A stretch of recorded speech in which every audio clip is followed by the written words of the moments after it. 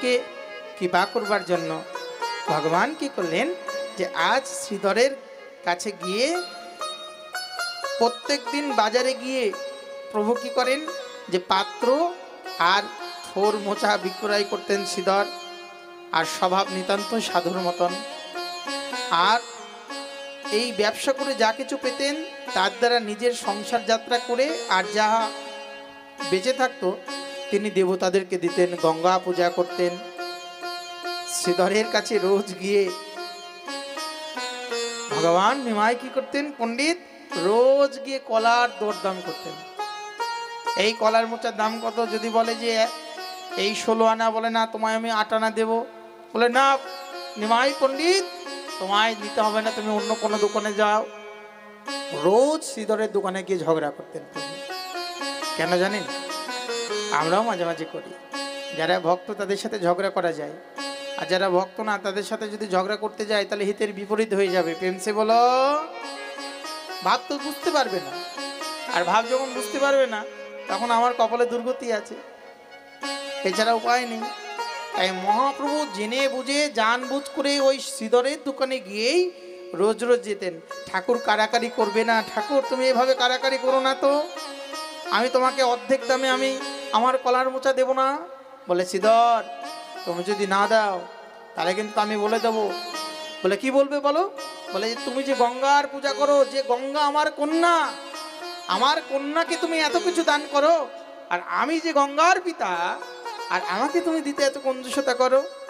বলে যে পণ্ডিত নিমাই পণ্ডিত তুমি বয়সের মধ্যে চঞ্চল হয়েছ, কিন্তু এখনো তোমার বুদ্ধি গাঢ় হয়নি। বলে যে আমার বুদ্ধি হোক আর না হোক তোমার কলার মোচা কিন্তু আমি ছাড়বো না। রোজ রোজ একেবারে কারাকারি করে বলে যে পণ্ডিতজি নিমাই পণ্ডিত পণ্ডিত তুমি এত বড় উঁচু লম্বা, আজ যেন লম্বিত তোমার বাহু, তোমার সাথে ঝগড়া করেও পারবো না, পাণ্ডিত্যেও পারবো না।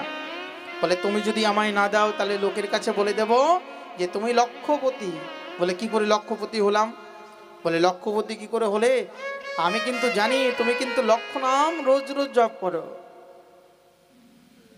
তাই আমি পণ্ডিত যখন বলে দেবো বানিয়ে বুনিয়ে তুমি লক্ষপতি, তখন কিন্তু লোকে কিন্তু তোমায় সেটা বিশ্বাস করে নেবে, তাই না? পণ্ডিতরা যায় বলে তাই আমরা মেনে নিই, তাই না? যেমন আমাদের এই যে অতল পণ্ডিত যে মাঝে মাঝে বলে এখানে 10 টাকা দিন, এখানে 20 টাকা দিন, এখানে পান দিন, এখানে কাপড় দিন, 1 টাকা দেয়, তাই না? দেখ বেলদের মানুষ অনেক ভালো, 1 টাকা দেয়।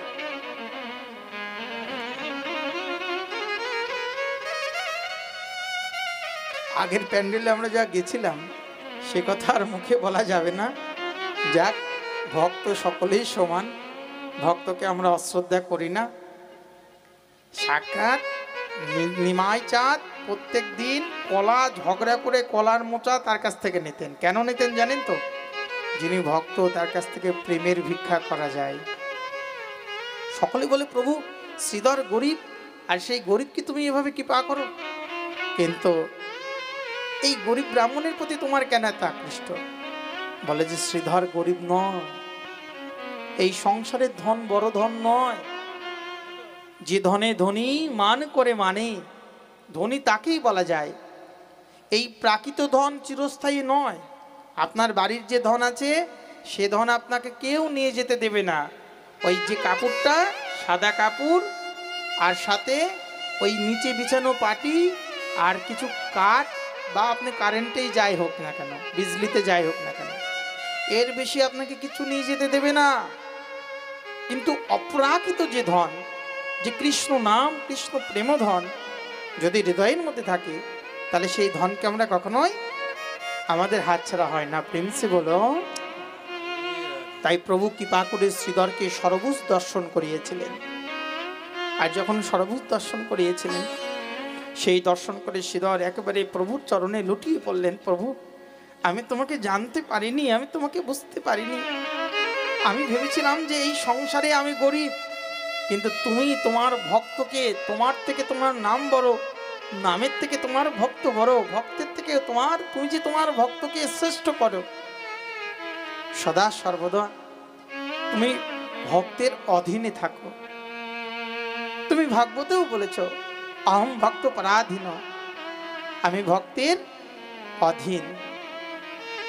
তাই শ্রীধরকে কৃপা করেছেন।